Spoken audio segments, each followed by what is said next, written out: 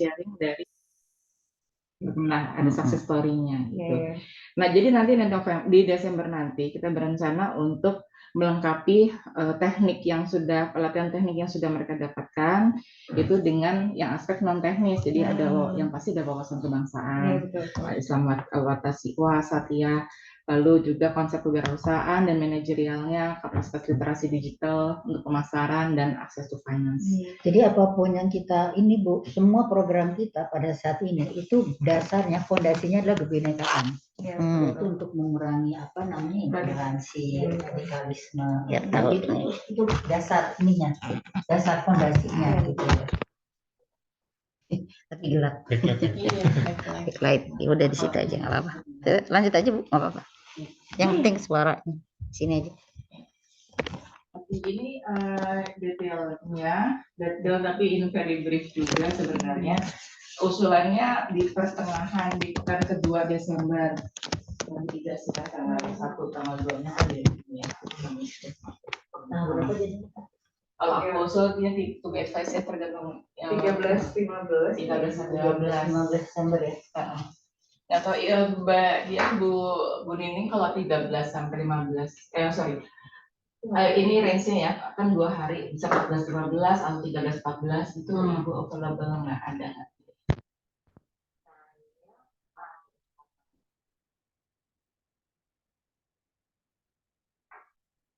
Kalau selesai kuliah itu sudah. Ya, sebelum ini libur apa asesmen semester.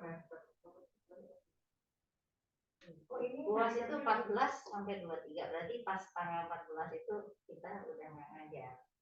Mau UAS. Berarti perhitungan 14-15 ya.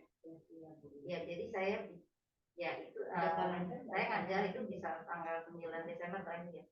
Oh, oke. Jadi atau mau dimajuin. Jadi 9 itu Jumat kan, 9 Desember itu sudah ngajar terakhir. Jadi ya, selebih ini sih pelajaran pelajaran iya. Iya, Kakak. Jadi udah nggak ada ngajar terakhir tanggal 9 kok. Oh, oke. Kalau hari ini Ibu lebih comfortable. Kalau udah nggak ngajar berarti kan saya biasanya ngajar Selasa sore sama Jumat sore. Oh, oke. Jadi kalau misalnya berangkat Selasa malam, sesinya di 14-15 berarti. Kalau udah nggak ngajar kan. Karena udah ngajar. 14-15, 13 berangkat malam, 14-15 ngajar. Iya, jadi 13 kan Ibu udah ngajar kan berarti ya, jadi bisa berangkat ke 13. Ngajarnya kali itu ngajar berapa Kak? Saya targetin paling hari pertama mungkin jam 10 tuh kita udah mulai. Jadi jam 9:30 pembukaan. Ibu tetap harus datang. Semuanya tim harus datang tanggal 13. Iya, apa sih yang sehari dulu. Ya, baru cakep tuh. Jadi baru kita satu orang turun nanti nih kok. Kalau Cilegon tuh baru nggak ada cakep. Sama Cilegon. Oke, jadi 14-15 ya. Kita pakai 14-15 nanti saya ditunggu konfirmasi ke yang lain. Tapi ini kan yang formnya di Ibu nih, jadi emang kita ngikutin jadwal Ibu. Ya. Durasinya itu berlangsung selama 2 hari, targetnya masih setiap hari itu 5 jam. Tadinya saya sempat usul 7 jam, gitu. Karena melihat ya proses sebelumnya waktu kita bikin pelatihan teknis itu, ibu-ibu itu 7 jam satu hari. Itu masak ya.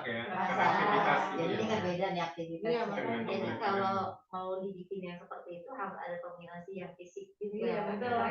Biar nggak bosan. Iya, betul. Kalau olah pikir itu suka berat buat mereka. Karenanya jadi dan bahasanya juga Bu mesti bahasa yang ditangkap. Iya, sangat sederhana. Nah, tadi aktivitas itu makanya saya usulan saya untuk metodologi pelatihannya itu yang pasti ada kapital pleno, tapi kita sangat minimalisir yang kapital pleno itu.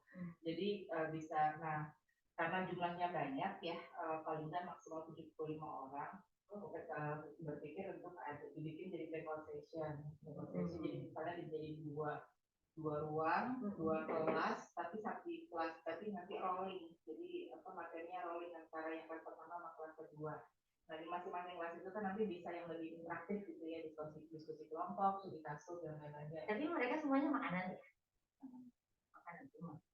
Pada saat itu yang kita identifikasi Bu memang makanan. Nah, kita ada satu program lagi nanti insya Allah tahun depan itu di tempatnya mahasiswa itu BRK.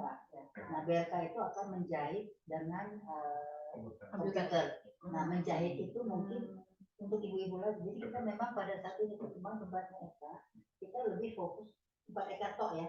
Itu lebih fokus kepada ibu dan anak. Karena kita melihat bahwa seperti ibu bilang wanita itu kita juga dapat info dari tempatnya ibu Alisa Wahid bahwa wanita itu kalau udah kena itu mereka lebih teknis, lebih kuat gitu loh. Jadi kita memang pada saat ini Eka tuh fokusnya kepada wanita dan anak. Dan memang kalau radikalisme itu kalau wanita itu memang digarap untuk Indonesia spesifik. Iya, karena perempuan sekarang karena lebih istilahnya ya itu tadi kalau udah kena ya. Jadi kayak the first lone wolf untuk yang mau ngebom istana itu kan migran Indonesia yang di Hong Kong, perempuan, dia belajarnya dari online. Jadi itu namanya jadi kayaknya kayak kalau memang kita mau mencegah ya itu banyak tuh orang-orang yang migran worker itu kan lonely ya. Jadi dia itu karena tidak memiliki teman untuk sharing, dia menggantungkan kepada online dan online itu dia pilih-pilih. Nah, online cloud, istilah itu online cloud sekarang itu it's all over the world. Jadi itu di-download, di-upload lagi, di-download, upload lagi. Nah, itu di Indonesia itu memang spesifik sekarang menganggaran itu perempuan. Benar, karena perempuan. Jadi bukan laki-laki lagi, karena kan orang udah biasa tuh laki-laki gitu. Dan perempuan di Indonesia itu kan beda sama perempuan Arab yang mungkin terlalu banyak aturannya gitu ya. Akses dan banyak orang Indonesia itu dikirim keluar sebagai migrant worker. Kalau Filipina kan agamanya beda. Filipina kan agamanya beda, dia konflik lautnya kan berbeda. Kalau ini jadi memang produsen migrant worker TKW kan istilahnya dulu kan ya. TKW itu kan banyak banget. Nah, TKW itu spesifik Indonesia, perempuan berarti kan. Nah, inilah yang sangat fragile. Sehingga sebetulnya kalau misalnya ILTI menggarap itu di daerah-daerah migrant worker di overseas itu jadi kayak di Hong Kong. Iya. Even jadi mereka itu justru overseas. Jadi mereka itu yang bekerja. Cuman mereka dapat radikalisme itu justru dari konflik laut yang dia dapat pada saat dia tidak di tanah air. Karena akses kepada materi konflik itu dia download terus dari cloud. Jadi ini memang sesuatu yang kalau kita menggarap, jadi kayak jadi yang namanya lone wolf pertama itu adalah migrant worker Indonesia di Hong Kong. Tapi memang ya Bu, saya itu kan pernah lihat juga waktu di Hong Kong juga pernah lihat. Memang itu yang namanya orang Filipina, mereka tuh jauh lebih independen. Mungkin karena bahasa ya. Mereka menang di bahasa ya Bu. Jadi orang Filipina itu istilahnya kalau saya lihat ditaruh dimanapun juga, itu mereka tuh survive. Sedangkan kalau orang Indonesia karena kadang-kadang bahasanya itu nggak begini, biasanya either mereka mencari sesama orang Indonesia itu, atau ya seperti Ibu bilang karena lonely-nya akhirnya mencari. Dia cari-cari dari internet kan sekarang kan pakai ide aja udah bisa. Nah, itu yang paling bahaya sebetulnya. Jadi kalau dengan saya bisa share itu yang the first lone wolf Indonesia itu adalah dari migrant worker Indonesia dari Hong Kong. Dan itu sangat dangerous memang karena mereka itu kan tidak memiliki teman untuk ngopi bareng atau apa.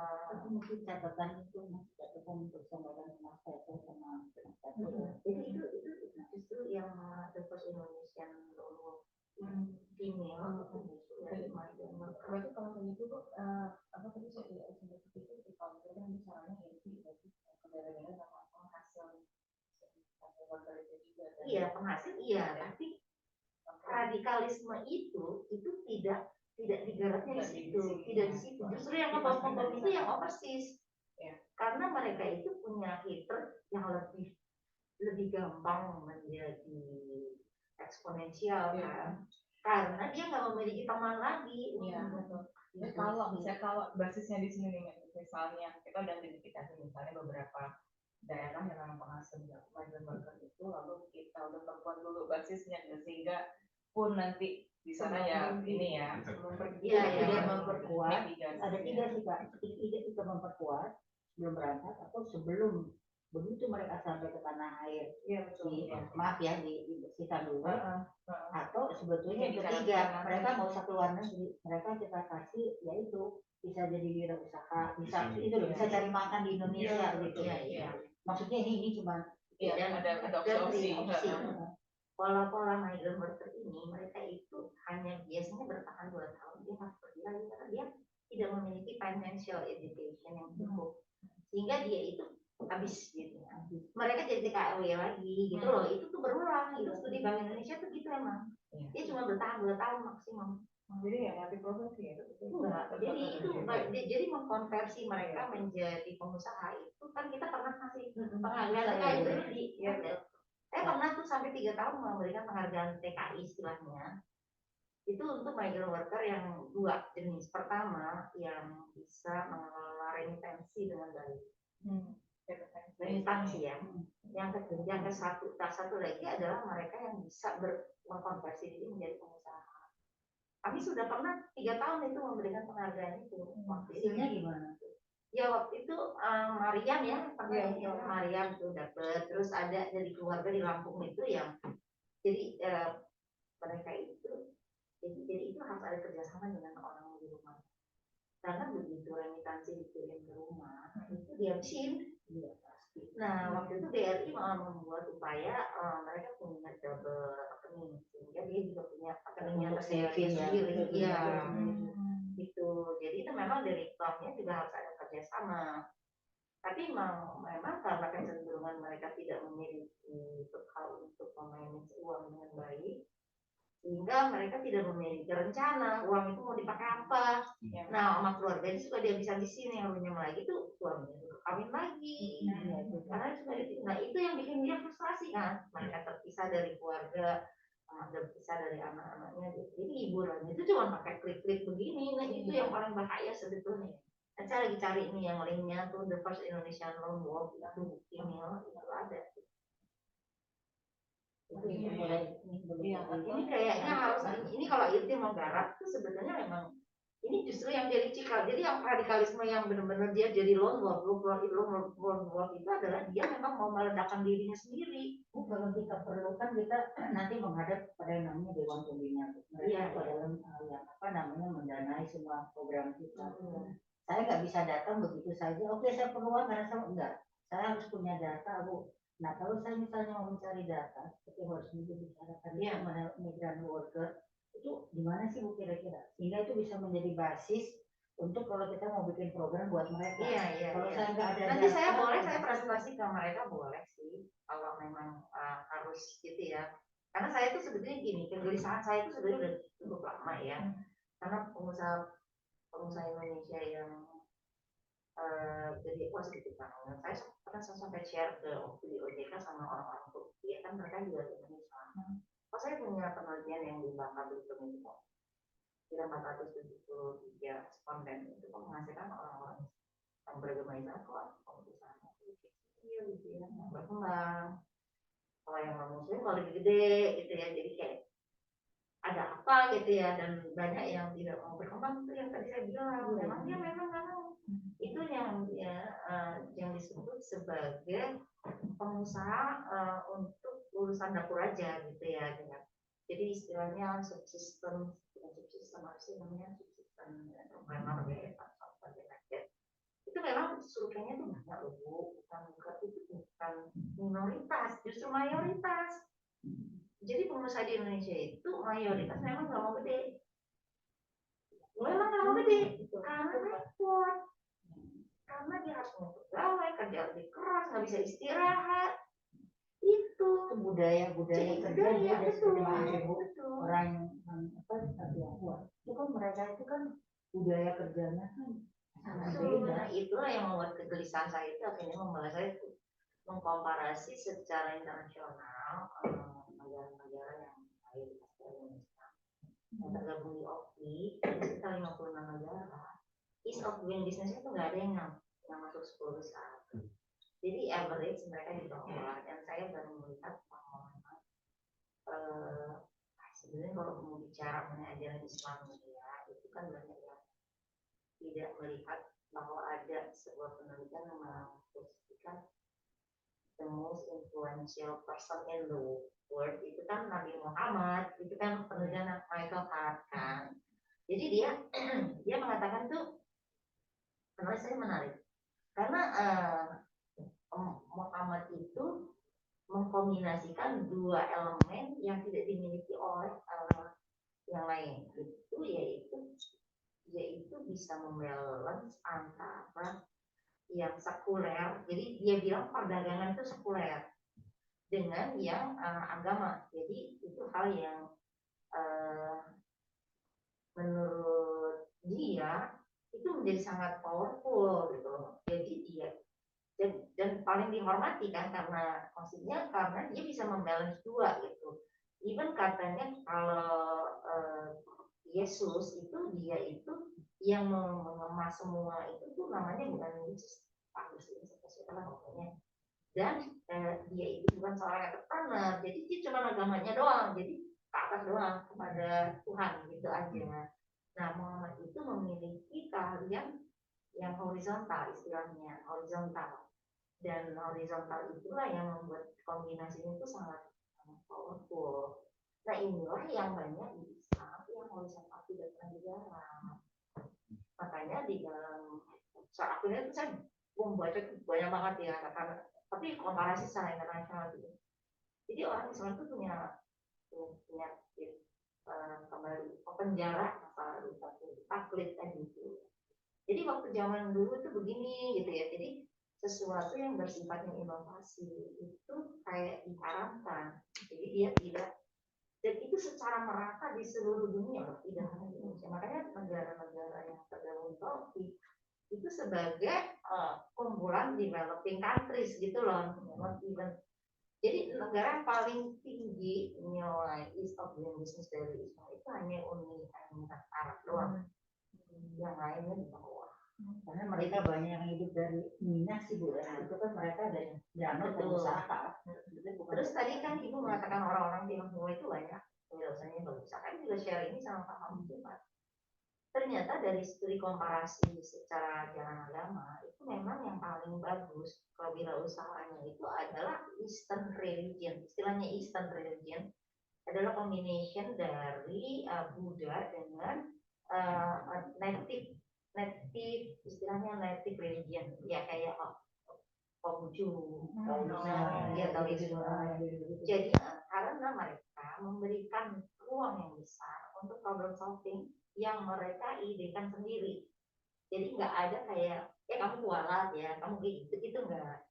Itu jadi mereka yang memang terlatih secara ajaran-ajarannya itu memberikan peluang mereka untuk berusaha menggunakan mungkin problem solving orientednya itu lebih besar. Yang kedua yang paling bagus the entrepreneurship-nya itu agama Protestan. Karena agama Protestan itu ada Calvinism gitu. Itu karena ajarannya adalah kalau kamu kaya itu artinya kamu diselamatkan Tuhan. Jadi orientasi ke material itu memang di-push di situ. Makanya kenapa jadi Protestan itu lebih. Nah ketiga itu baru Katolik. Nah Islam itu ada bersama dengan Hindu. Kalau Islam itu adalah istilahnya tidak, jadi kan bicara mengenai komparasi antara agama ya, itu Weber itu yang buat. Jadi dia bilang agama Islam itu tidak memang berorientasi ke sana. Kalau Hindu terdampak oleh adanya kasta.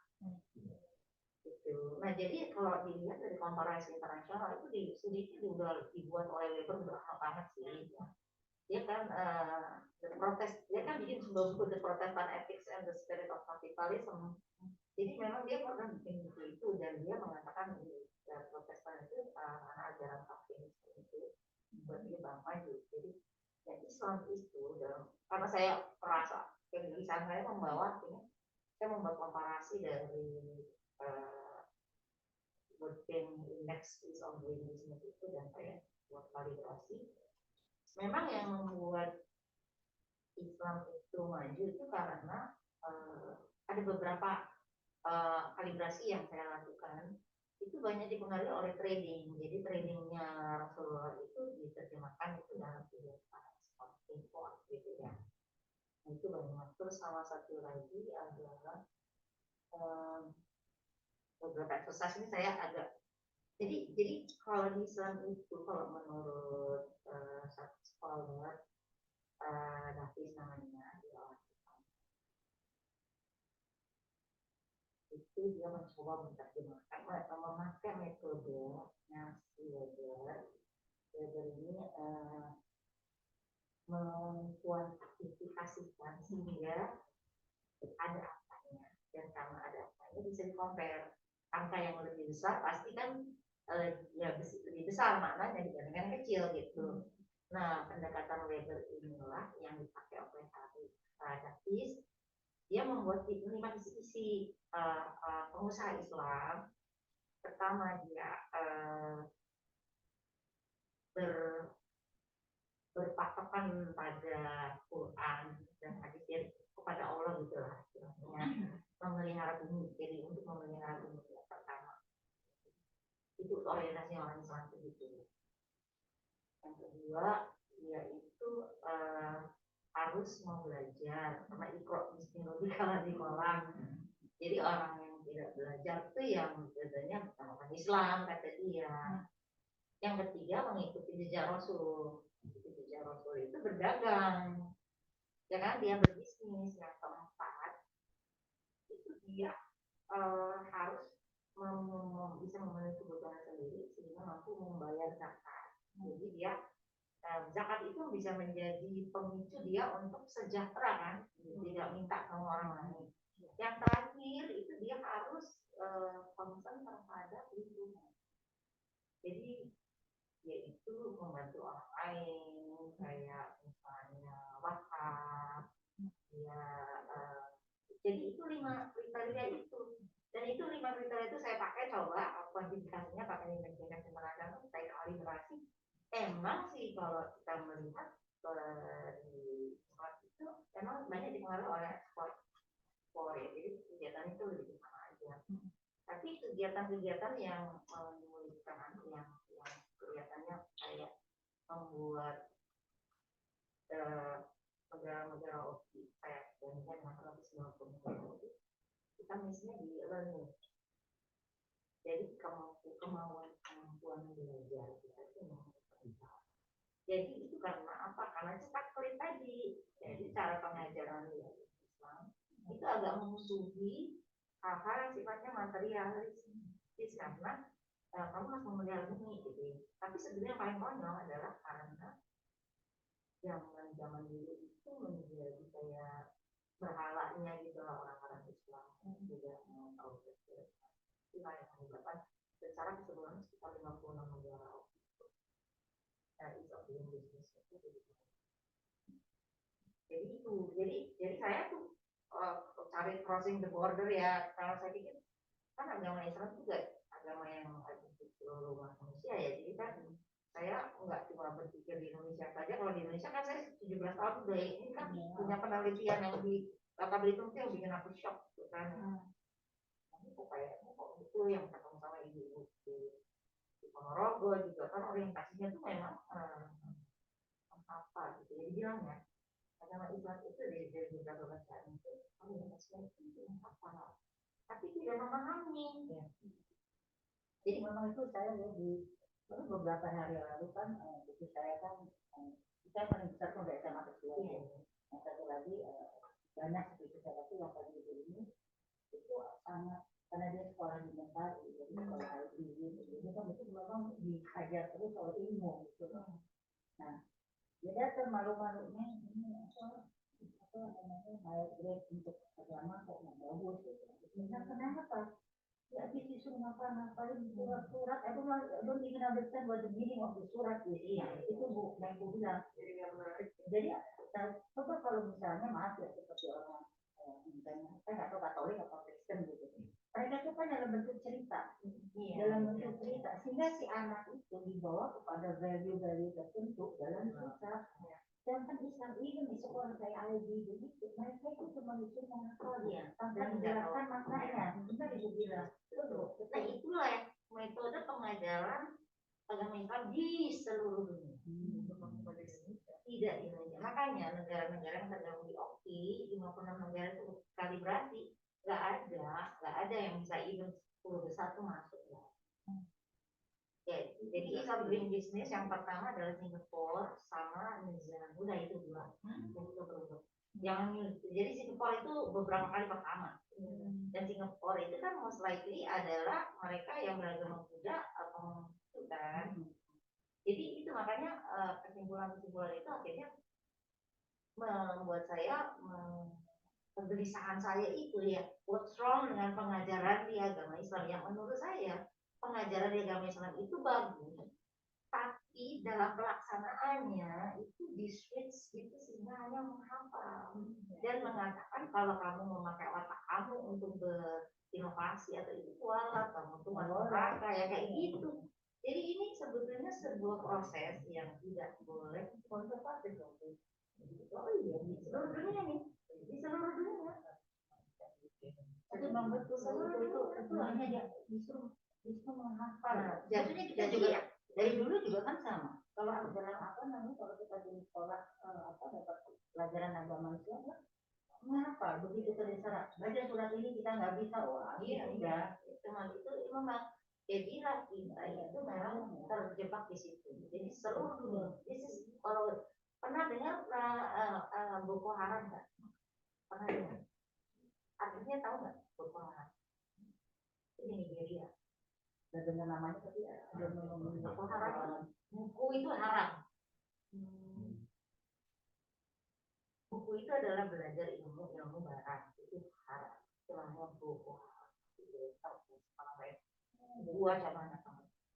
Jadi ini kalau orang belajar ilmu barat yang mengajarkan kita berinovasi itu haram. Jadi emang dibikinnya kayak gitu. Nah, kemudian yang saya ini jadi kayak tahu juga. Tapi ini saya melihat tuh, saya bahkan sampai buka buku-buku Hizbut Tahrir yang bahasa Inggris ya, karena saya nggak ngerti bahasa Arab gitu kan. Jadi Hizbut Tahrir itu muncul karena itu menganggap bahwa yang bisa mengatur manusia itu. Jadi dia menganggap negara-negara yang menganut demokrasi, di mana kita memilih di dalam pemilihan umum itu adalah anggota DPR, dan anggota DPR itu kemudian membuat undang-undang yang menjadi pedoman bagi kita, itu sudah menyalahi harkat dari harus kita mengutamakan Tuhan. Jadi dia memusuhi semua negara demokrasi. Itu adalah negara setan. Itu caranya berpikirnya gitu. Jadi makanya mereka itu nggak suka dengan demokrasi. Sedangkan kan kita belajar, oh kita negara demokrasi, Pancasila kita juga ada demokrasi kan. Nah itu yang terjadi. Nah inilah ekstrim inilah yang muncul dan mereka mengatakan, jadi di dunia ini hanya ada satu negara yang ada. Dan itulah makanya kemudian muncul dan Hizbut Tahrir itu kemudian mencoba menganggap semua negara yang ada itu adalah setan. Makanya dia tidak hanya beroperasi di Indonesia, dia beroperasi di seluruh dunia. Makanya di Inggris dia dilarang, di Jerman dilarang. Itu karena dia mencoba membongkar negara itu, menganggap itu tidak ada. Jadi inilah yang membuat orang itu kemudian mengatakan kalau kamu. Nah, di sana itu juga ada istilahnya memang ada baik buruk ya. Kan biasa berani itu akhirnya mengatakan bahwa kalau saya benar kamu salah. Nah emas dengan keberanian, itulah yang membentuk radikalisme. Makanya kalau kamu darah kamu itu halal buat saya, itu karena dia itu memang ada istilahnya istilahnya kalau Islam itu sebenarnya artinya itu ya kalau itu kan cuman kalau di ekstrem satu lagi yaitu orang yang tidak beragama sama itu harus dimusuhi. Nah, yang agama sama ini loh Bu, yang bikin bilang danang itu ini adalah Islam sendiri. Kalau tidak sealiran, itu udah dianggapnya tuh udah lu salah kan. Saya punya sahabat itu sampai lepas dari seluruh keluarganya karena dia mengikuti aliran saya kan. Dia tinggalin anaknya, dia pokoknya dia ini apa, dan waktu dia meninggal itu yang ngurus itu dia dikubur dan tidak tahu kuburannya di mana. Dan nggak boleh didoain, very ekstrim gitu. Saya sahabat saya, jadi sahabat saya dari kalau meninggal nggak boleh didoain. Nggak boleh. Jadi waktu dia meninggal itu kebetulan dia sakit lama. Jadi waktu dia di rumah sakit mau nggak mau ya keluarganya kan yang harus ngurusin. Waktu dia meninggal itu mereka malam datang, kelompok mereka datang membawa itu, dipaksa bawa sampai ibunya tuh nangis, anaknya nangis, dipaksa bawa. Karena dia itu hanya boleh, pokoknya dikuburnya nggak usah tahu dikuburnya di mana. Jadi dan tidak boleh didoakan. Jadi anaknya itu tidak boleh mendoakan ibunya. Saya satu itu berantem. Saya sampai bilang anak punya kewajiban mendoain orang tua ya. Karena Islam kan dia jasa. Kita harus mendoakan orang tua, tapi ini nggak boleh. Jadi itu ekstrim loh. Dan yang seperti begitu itu loh merusak sekali itu. Jadi mereka memang masuk di sel-sel yang memang dia garap dengan baik. Jadi istilahnya sleeping cell. Ini sleeping cell. Jadi at any time itu bisa hidup lagi.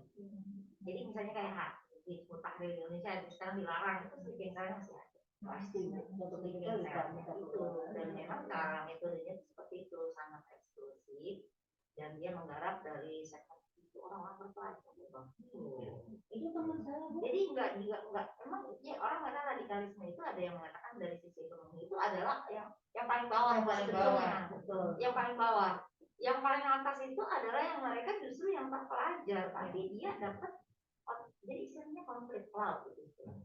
Jadi konflik itu diupload, di-download, diupload lagi. Nah, itu kan namanya kalau kita mau download artikel itu kan artikel ya versinya yang ngarang loh.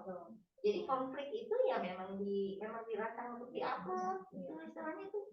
Jadi itu yang justru berbahaya itu adalah orang yang tidak bergaul. Jadi kayak migrant worker Indonesia itu very rentan dan perempuan. Opini yang diyakini dengan keniscayaan itu konflik lah istilahnya itu baru contoh satu di depan mata saya gitu. Iya dan itu musuh yang nggak kelihatan. Makanya ya kalau kita misalnya juga menggarap level yang terbawah, it's fine gitu ya.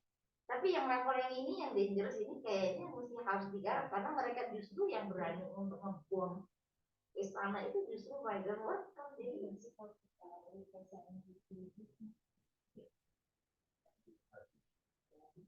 bukan we haven't reached that level yet. Tapi minimal kita udah dapat masukan dari isu. Nanti pada suatu ketika kalau kita mau udah siap, itu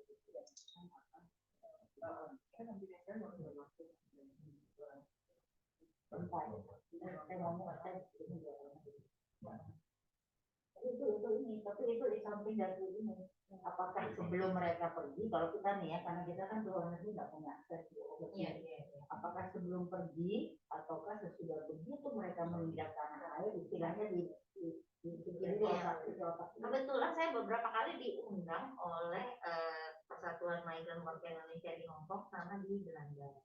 Saya 2 kali diundang. Dan saya senang karena mereka membahas kewirausahaan. Jadi maksud saya kewirausahaan itu memang merupakan cara untuk mengurangi radikalisme.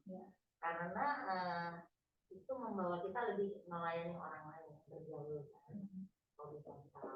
Nah mereka itu punya kegiatan. Jadi kalau mau digarap itu sebenarnya kayak perkumpulan-perkumpulannya mereka itu. Namanya contoh, misalnya kayak di Hongkong itu ada perkumpulan para migrant worker yang lagi mencoba wirausaha kayak gitu. Nah kalau memang mau penetrasi seperti itu, mereka kan ditugasin tuh nyari teman-temannya supaya tidak ada yang merugi gitu loh maksudnya. Tapi mereka sudah memiliki kegiatan kewirausahaan, mungkin kalau masih IT mau jumpin di situ lebih mudah ke sana karena mereka sudah ada beberapa kan saya suka pernah saya diundang untuk membahas kewirausahaan saya di Hongkong sama di Belanda kok gitu. Jadi menurut saya mungkin nggak terlalu merubah kayak ini ya, tapi menggarap kewirausahaan cuman ini jadi maksudnya mereka justru yang di overseas ini itu yang sangat dangerous kalau menurut saya dan dangerous menurut saya kalau nggak itu harusnya sih ya apa yang Bu katakan itu harusnya sih setiap kita besar sebelum berangkat ya harusnya sih mereka betul-betul aware dan disiapkan dengan program khusus untuk menangani itu mungkin yang belum juga ada kali Bu. Belum nggak terlalu mengarah ke sana sih. Ya sebenarnya itu big deal kan itu apa maksudnya cuma sama dengan mahasiswa kan Bu. Mahasiswa juga kan di luar negeri itu tidak banyak sekali nah itu seperti begitu gitu yang harusnya ada program dari mereka banyak yang radikal memang dari overseas sih memang beneran serius ya, kita juga udah dikasih tahu salah satunya paling banyak di Jepang ya yang jadi mereka tuh jadi radikal tuh bukan karena di tanah air di luar negeri itu lewat ATDT ya. Tapi yang saya dengar waktu terakhir orang dengan waktu itu ada siapa yang asing yang dipanggil waktu pas itu bercerita bahwa di Jepang itu mahasiswanya itu masih terjadi itu banyak sekali yang tanya saya jualan dari mana ya karena mereka tuh ada istilahnya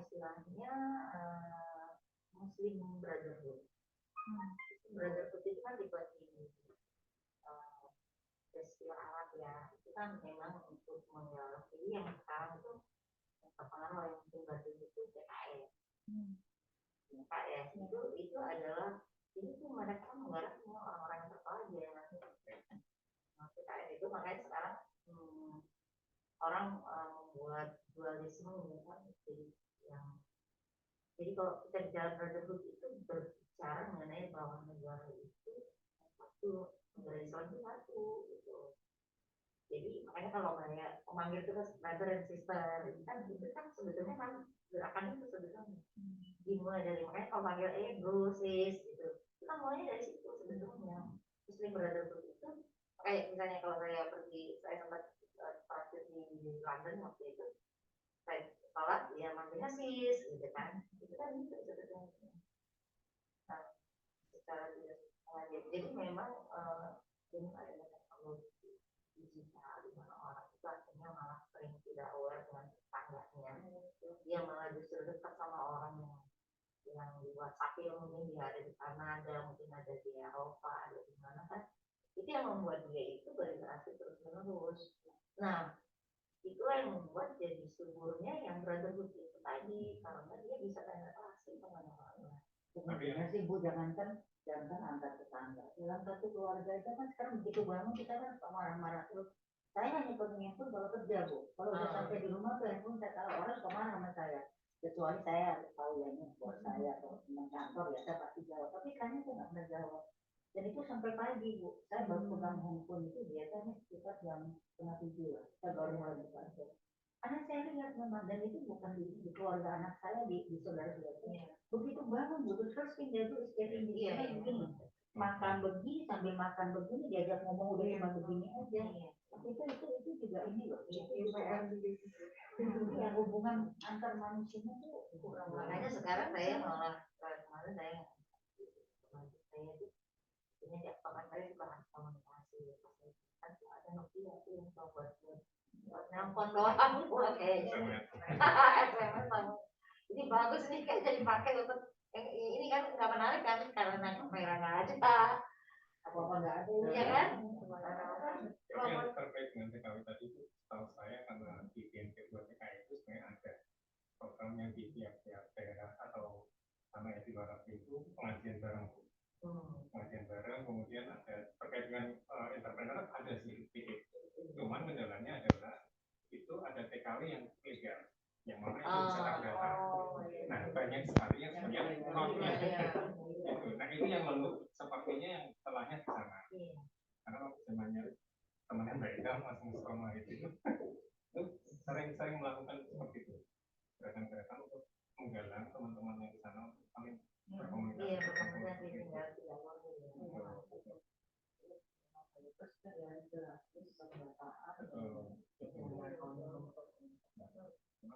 setelah kembali itu memang yang dipantau adalah sebenarnya pemerintah ya. Ada salah satu contoh sebenarnya entrepreneur yang lulusan dari PKW itu di Karawang Barat. Di Karawang itu salah satu contohnya bisa tempat OTBN Jawa Barat itu akhirnya dibina secara ekonomi. Nah, dengan bikin simple sebenarnya kain perta untuk lapel, tapi lapel kapal. sudah ada marketnya berarti ya. Sudah ada marketnya dan akhirnya berkembang untuk industri di Jawa Barat. Sekarang mereka akhirnya supply. Sudah sampai akhirnya Disperindak top ya waktu itu, kemudian naik ke Kementerian memberikan alat-alat mesin jahit. Akhirnya melibatkan TKW-TKW yang sudah kembali bikin usaha seperti itu. Sebenarnya terakhir PKW ini ya Udah agak lama. Tapi dia udah profesinya perusahaan. Akhirnya sekarang beroleh sekarang itu salah satu contoh yang mungkin ada banyak di tempat yang lain ya, bisa direplikasi seperti itu. Dia modal uangnya dari dia dari PKW. Betul. Itu yang dulu kita pengajaran dan kita berikan screening lagi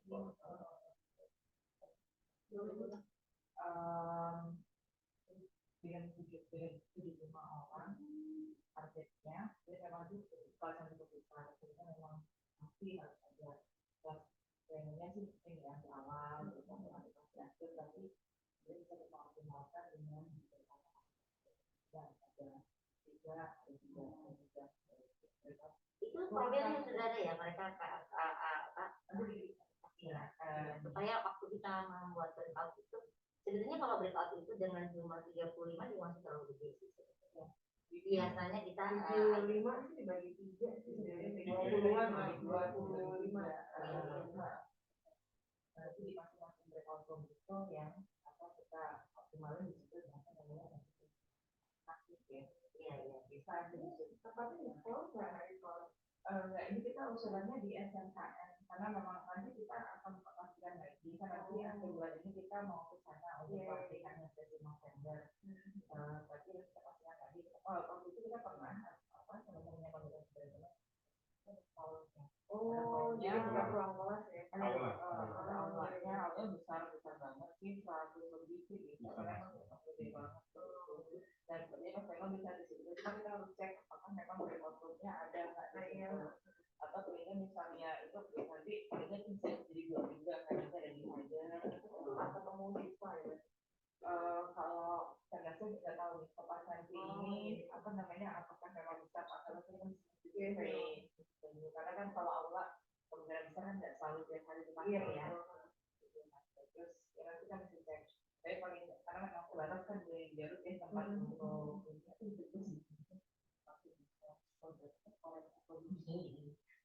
bisa juga tuh.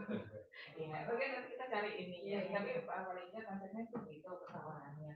Atau memang kalau misalnya kira-kira teman-teman dari tim susah untuk mengolah semua orang ya skenario-nya juga di bulan tanggal. Maksudnya di Desember itu ada di kan pertama dan tapi itu efektif juga sih akhirnya karena itu enak kan karena lewat kan kita ada beberapa yang pegang di kelas-kelas kecil iya itu yang jadi lebih maksimum biasanya kalau mau efektif yang lebih dari 25 iya 25 bisa 5 kelompok gitu kan iya maksimal 30 kalau di kelas yang ini tapi kalau yang interaktif biasanya kita memang kalau ya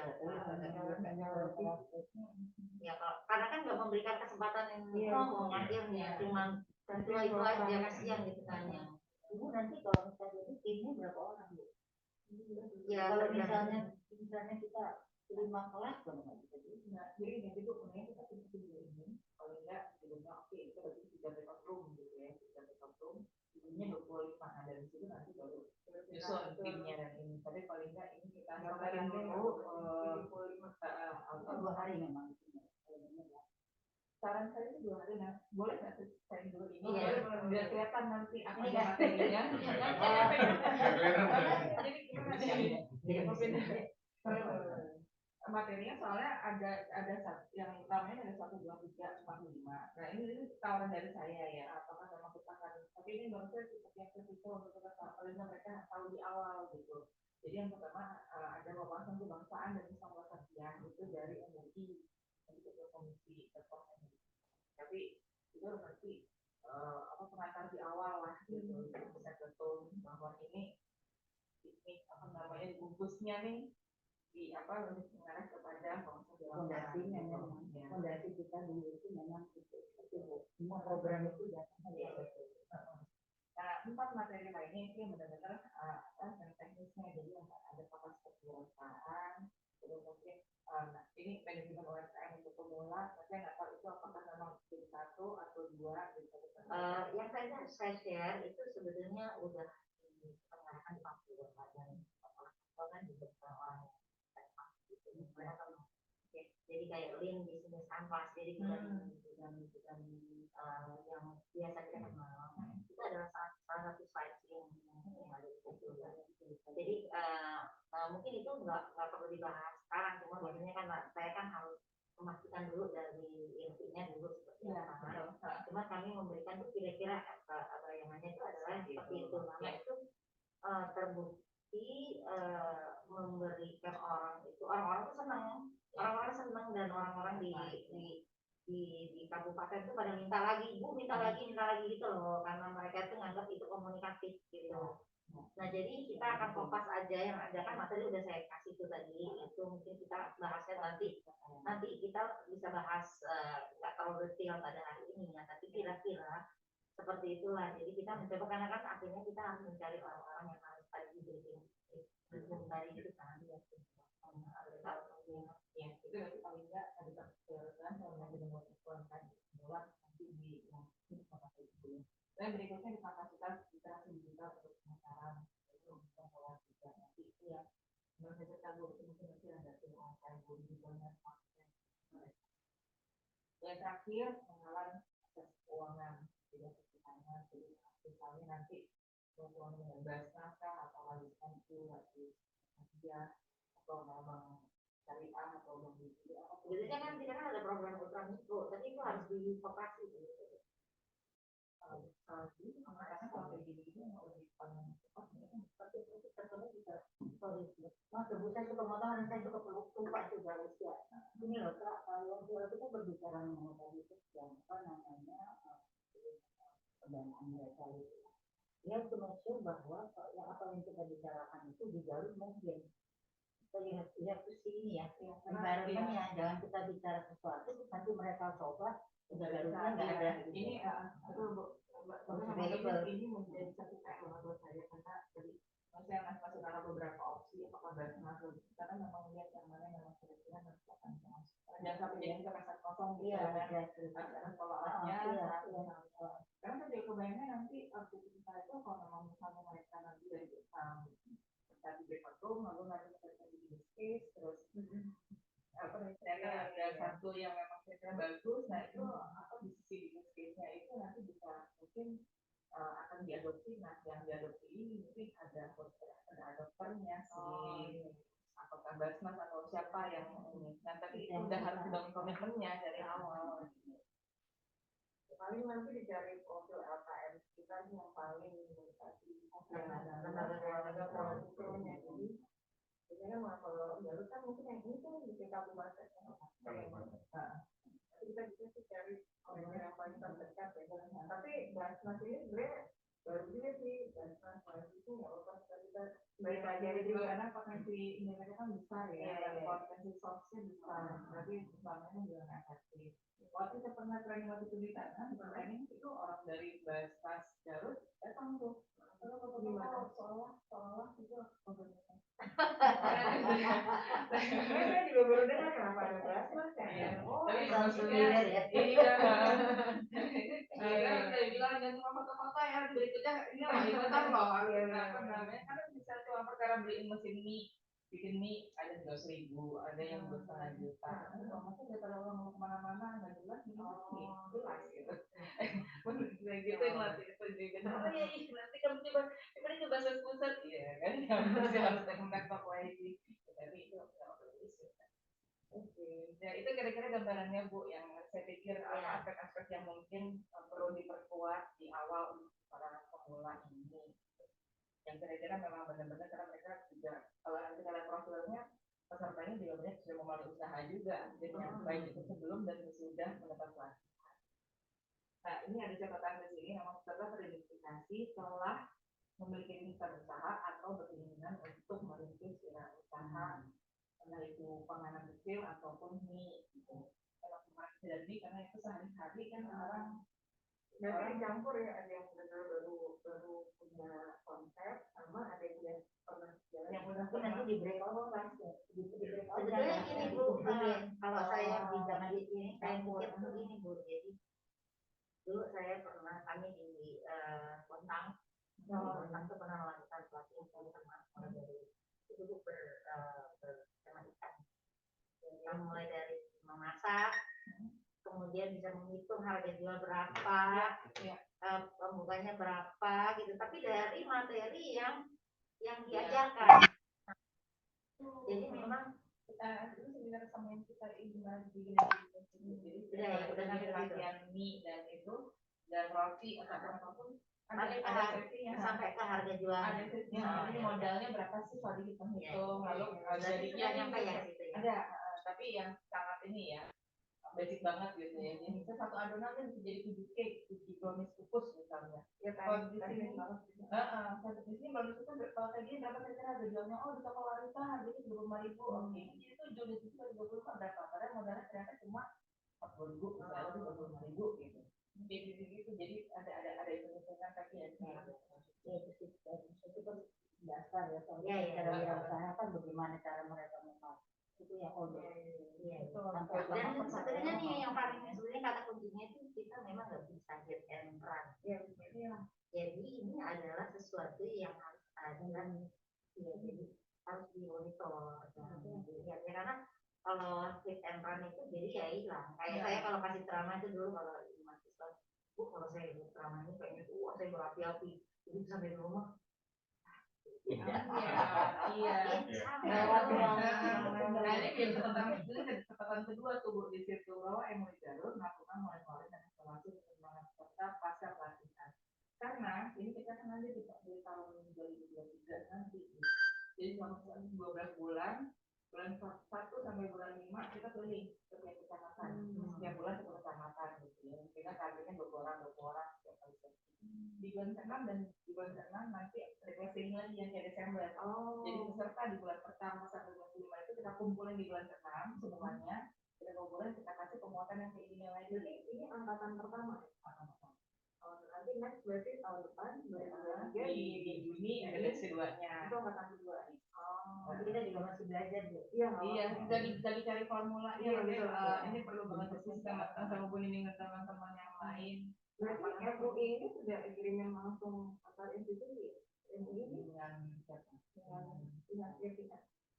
MUI kan sebenarnya ini Bu itu sebetulnya nggak boleh muncul. Karena ini istilahnya yayasan di bawah ini. Jadi karena para pendukung dana itu memang konglomerasi besar, namanya nggak mau muncul. Jadi kita di ini lebih sebagai fasilitator. Dan kita banyak bekerja dengan mitra justru karena kalau kita muncul sendiri susah. Lagi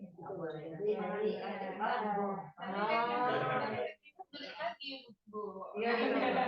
Susah karena akhirnya nggak jadi apa-apa juga. Mungkin tadi misalnya tadi kalau di apa yang slide sebelumnya MUI bersama dengan Densus kan terbaik aja. Kita ada bilang aja juga. Kemarin kita nggak keluar nama Tapi kita memang tidak ada tertulis, kita nggak ada tertulis memang. Tapi udah berapa tahun itu kita kerjasama dengan institusi lembaga-lembaga. Jadi mereka tahu kita ini siapa gitu. Itu nggak boleh muncul. Jadi kalau kita karena dangerous kalau muncul. Jadi nanti konflik ya. Nanti jadi justru kayak bumerang berbalik ke kita. Nah, tapi lanjutannya akhirnya kita sudah roll out. Lanjutannya kayak tahun lalu saya mau di Garut dengan Polri kita sama bikin satu apa namanya diskusi publik gitu tentang radikalisme, terus ada juga tentang kewirausahaannya, tapi apa namanya yang pembicara yang bilang kita gitu. Tapi maksudnya ini menjadi salah satu sumber bergulir gitu. Di MUI kan juga nanti juga dong ke siapa kepolisian ya. Menurut saya masih mahal polisi. Lalu kalau nggak ada apa-apaan nih gitu kan, terus akhirnya ada kepolisian bikin tuh jadi bergulir, jadi saling support ya gitu. Masih ada ruang-ruang Iya. kita terutama mensupport biasanya dari dana. Nah, tapi Dan memang ide program dan inisiasi. tapi program-program itu harus sesuai dengan visi misi kita. Jadi kalau nggak sejalan ya enggak. Soalnya yang berikutnya untuk apa profil itu yang masih kita tapi kalau mau diceritain apa ini profil 3 sesi training kita sebelumnya Juli, Agustus, Oktober. Pertanyaan untuk yang sesi untuk yang di bulan Juli ada 12 orang, tapi 12 ini yang core-nya ya, tapi penyertanya tuh banyak, kira-kira kemarin tuh 15-17 orang. Terus sesi keduanya 17 orang, sesi ketiga 20 orang di Oktober, nanti November juga targetnya 20 orang. Jadi kalau di rata-rata pesertanya jadi jumlahnya yaitu maksimalnya saya itu maksimal 25. Tapi yang rata-rata kemarin mayoritas adalah anggota MUI plus perwakilan dari pesantren yang ketempatan dan dari MUI Garut di komisi perempuan dan remaja dan anak itu selalu harus ikut karena mereka nanti itu di OT mereka dan mereka juga bisa untuk anggota-anggotanya.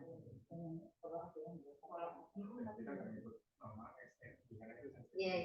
Jadi sekali ya. MUI, proses kita pertama ini gitu kan. Nah ini yang kemarin nih sebutnya apa dari majelis taklim. Tersirat tapi tidak tersurat. Tersirat dulu kita nih. Nah dari masing-masing sesi ini memang rata-rata ada progresnya yang kelihatan. Jadi yang sesi pertama kita bikin khusus karena masih proses trial ya, kita bikin kesempatan Galia karena di situ itu apa namanya pesantren yang besar untuk yang rekod terbesar untuk yang rekod di sana dan itu masanya keinginan itu kalau nanti mengumpul tahun depan tuh 200 orang gitu masanya rekod Galia dijamin itu sampai 2000 sebelumnya ada peluang. Nah kita bikin di situ untuk trial, jadi sebetulnya waktu itu masih yang scope-nya si santri-santrinya gitu kan Indonesia.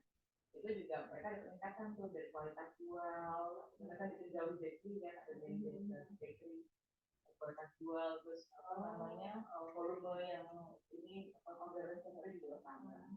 Lalu dari sesi kedua yang di bulan Oktober itu juga mereka ada sekitar 4 usaha rumahan yang kemudian timbul biasanya jual makanan kecil dan mie ayam rumahan yang ada di sekolah-sekolah apa namanya untuk lingkungan itu juga ya betul. Tapi hidup gitu ada gitu dari 17 ada 4 itu ya lumayan sih sebenarnya gitu kan dari lalu ada sesi ketiga di Oktober tadi yang saya yang ketiga yang Oktober kemarin 20 peserta dan ini yang apa yang paling signifikan juga di hasilnya karena sampai sekarang memang semua itu harus puluhan dari 50% ya jadi sini fotonya ya kita terima orderan terus malam-malam bungkus-bungkus ini sebenarnya. Nah targetnya nanti di November ada lagi banyak month gitu targetnya 20 orang dan itu di desa dan di negara yang salah satu terus kenapa kita perlu berbasis pesantren karena dia ada wadah monitoran jadi mitra kami juga mereka kerjanya kan juga harus ada pesantren gitu. Berarti sama kayak dan mereka nggak berulang ya sekali ikut sesi pelatihan nggak boleh itu lagi apa nggak jadi memang sekali aja tidak. Nah mungkin nanti di tahun depan kan ada berarti ada sesi Januari sampai Mei yang disamakan nggak terus Juni yang batch itu di Juli sampai November itu kita bikin kesempatan sama pesantren yang sama tapi orangnya beda biar apa namanya biar kita juga nggak terlalu sulit untuk cari koordinasi ke tempat lain lagi tapi juga pasti kan ada yang pengen ikutan lagi yang pertama berhasil gitu kan dan itu yang harus ada perluasannya Enggak, saya nggak mau presentasi, saya mendengar dua. Karena ini untuk menentukan ini Ya, belum. saya pikir udah ini. Enggak, nggak usah presentasi, teman. Karena yang kemarin ditanya ini ya kan profil peserta Iya, jadi iya. biar malu. Kami nggak akan presentasi karena mencerat Oke, oke. nanti mau merancang habis itu kita pertemuan lagi ya. Karena saya tuh memberikan cuma slide tadi, cuma gambaran aja bahwa itu yang sudah kami lakukan di Traveloka dan itu membuat buat mereka tuh kayak ketagihan gitu, seneng gitu ya. Nah, dengan contoh yang kami berikan itu karena dibikin sederhana tapi mereka merasa bahwa itu sangat bermanfaat. Tapi kami tidak akan presentasi karena nanti mungkin nggak nyambung kan. Jadi ini kami kan mencoba dapat ini ya, dapat info dan data. Nanti kami akan mencoba dengan tim kami karena kan kami akan datang juga nanti berapa orang yang harus kami tekan gitu ya, yang harus kami rekrut lah untuk bisa ini kan karena ada breakout room segala kan. Jadi ini menurut kami ini sangat bermanfaat. Nanti kalau boleh kami share. Sangat boleh sih ini apa sudah menjawab dan ada presentasi ini nanti ini seperti dibaca pas tadi aja tapi kalau kita sini ada data-data nama orangnya sama nama orangnya mereka profesinya apa terus mereka seperti apa progresnya gitu. Lalu ada ini memang lemah karena memang ini data yang kan apa tuh kita kumpulin banget ada ya datanya tuh yang pertama yang Zawiyah karena untuknya nggak pesantren Zawiyah gitu aja itu yang dari saya di sini dari Agustus dan Oktober ada datanya. Nah sebenarnya yang hari ini terlibat adalah dari pelaksanaannya yang dari sepakat ya sampai 15 durasinya nanti silakan diurut lagi oleh Bu Nini lalu materi metodologi silakan Bu nanti kita follow dengan gitu pasti kita mendukung venue, sharing tools, support campaign, nah itu nanti berikas gitu ya apa aja yang apa dari kita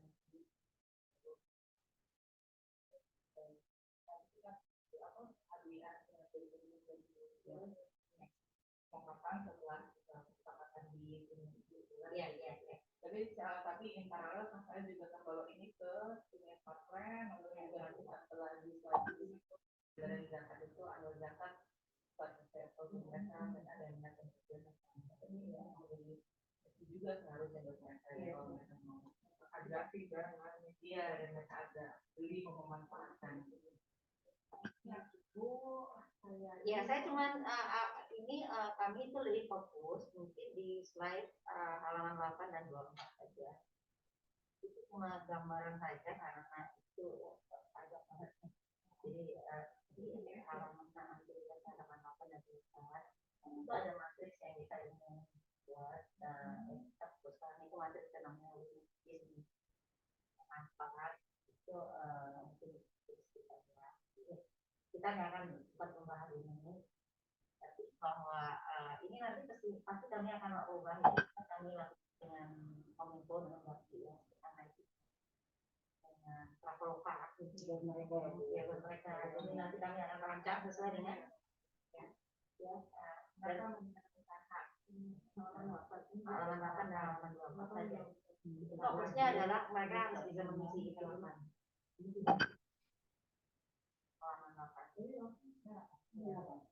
ya jadi perencanaan usaha dan memperhatikan indikator pengusaha ini seperti itu. Nah tapi tentu saja itu membawakannya kan beda ya antara slide aja. Jadi ini nanti banyak narasinya kan ini kan ini ya halaman 24 ini halaman 24 itu yang ditunggu juga nanti mungkin di apa yang sekarang kalau ini yang komitmen itu juga oh belum di mereka juga ada di digital paling tidak gimana sih caranya QC gitu supaya produk layak jual tugas perencanaan usaha ini yang rohan ini pesannya gitu ya jadi kita memang tidak jadi kami kan makanya kenapa kami membutuhkan profilnya karena kami waktu berbicara itu disesuaikan dengan yang mereka itu di level berapa gitu ya biasanya kami suka memberikan semacam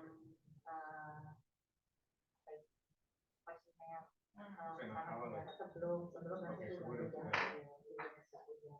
supaya kita tahu lah mereka itu ada manfaat nggak yang harus kita dan memang materi betul karena mengambil iya kan materinya beda jadi nanti bahasanya juga kita bahasa berbeda cuma kira-kira seperti itu lah gitu ya kita rancang dengan tadi dengan adjust makanya profilnya itu kalau memang dapat kan kita bisa ngomong juga lebih intim kan kayak sebut namanya dan ini juga link bisnis canvas kan kalau mereka apa sih bahasa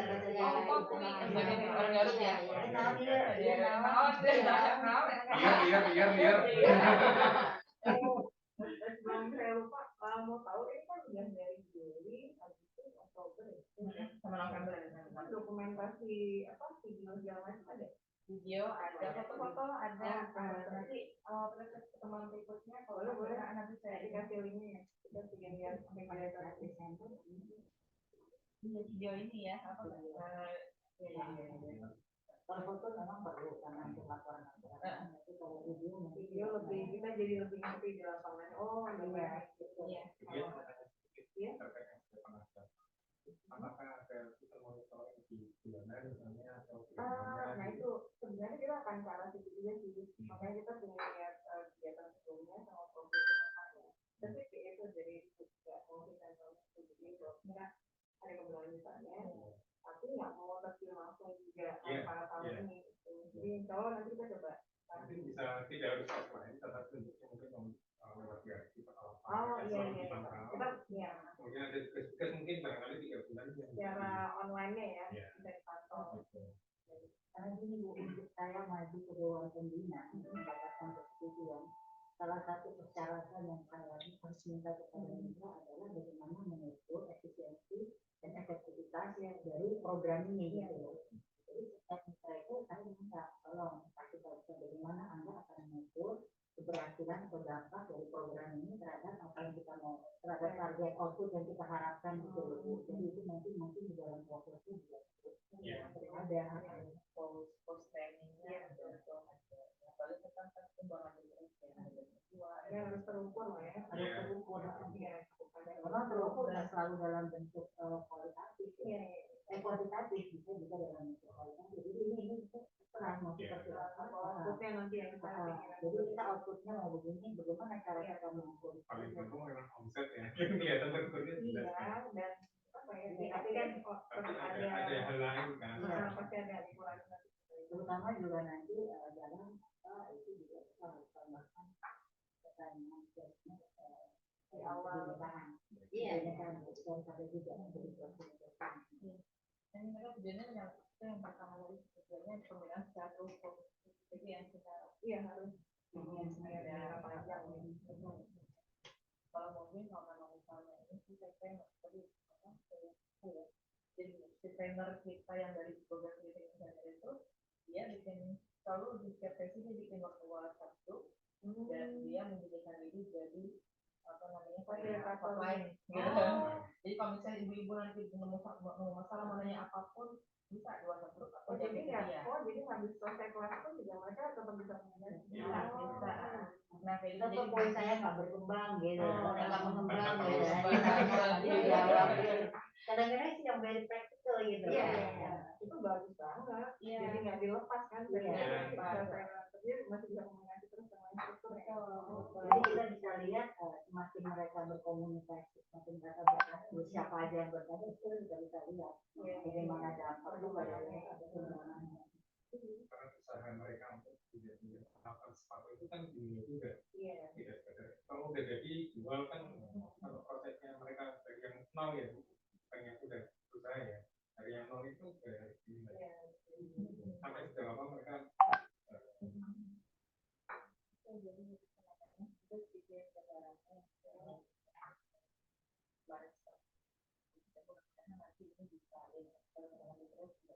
pemanfaatnya ini benar-benar tahu bahwa mereka yang mendampingi walaupun dalam remote ya itu jarak kerja yang mendampingi itu baru jadi model pilot project kita ya nanti model yang sama itu nanti akan kita terapkan pada pasien-pasien yang sudah ada lokasi-lokasi yang menerima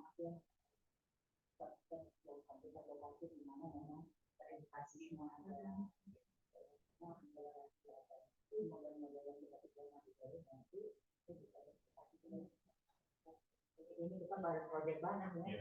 Jadi akhirnya kalau yang kita saling cocok berjodoh Iya. kan kita ngambil Iya. modeling dan Selain dari yang sudah dilakukan sama mereka, karena saya tahun 2020 menggunakan alumni SMK yang berminat di bidang saya sendiri. Ya, itu juga nanti ada juga sesi di mana kita ingin kasih mereka yang Karena pengangguran tingkat SMA itu tinggi sekali kalau kita tahu.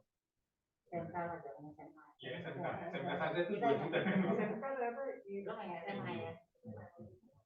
yang halaman 2 ini tiga cerita usaha generasi terus ada Nah itu makanya mereka jadi ketagihan. Makanya mereka, jadi ini kan dibikin tailor made ya. ya Tapi nanti kan kita ubah kata-katanya karena mungkin kalau terlalu pusing, Iya, terlalu terlalu, ya, mesti ya. benar-benar Tapi kan ini kan kira-kira gambarannya bahwa kita sudah pernah melakukan ini dan mereka ternyata antusias gitu karena tapi kalau untuk Garut kan kita dengan tahunnya waktu itu kita harus nanti apa sih dari tahun kita tahu goalsnya apa aja yang pasti saya berpikir kita siapin guidelines tadi Iya. kita bisa makeup plan terus plano gitu. Oh, Nanti iya. kalau saya kita perlu nyiapin apa saja gitu. Jadi biasanya itu pasti perlu sih nanti plano. Oke. Ibu, ini saya mau maaf, saya harus pamit ya. Iya, Bu, iya. ada satu lagi. Terima kasih ya Luga. Saya ada satu lagi acara. Yang masih akan demonstrasi Ya, yang ada agenda berikutnya. Iya. Sibuk ibu saya. Iya, iya. Iya, sama-sama. Iya, Terima kasih. yang pertama ini pasti banyak